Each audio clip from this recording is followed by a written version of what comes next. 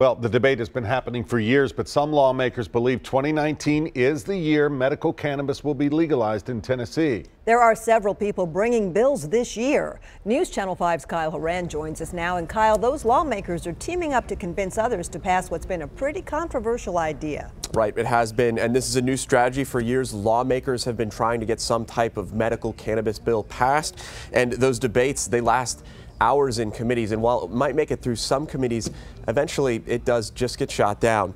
Now a group of lawmakers is getting behind one bill, even though several have been announced in the legislature this year. We've heard from Senator Janice Bowling about her bill to legalize medical cannabis.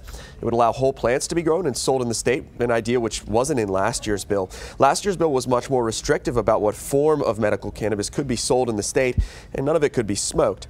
When I talked with Senator Steve Dickerson, who's sponsored cannabis legislation for the past 5 years, he said he plans to unify the bills into one. He's written a 70-page bill that will be first heard tomorrow in the Senate Health Committee. Dickerson said he's much closer than he's ever been to getting it passed.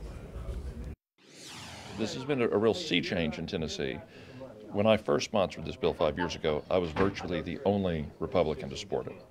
Now we're at the point where I'm within a vote of getting it out of some major committees in the Senate and subcommittees in the House.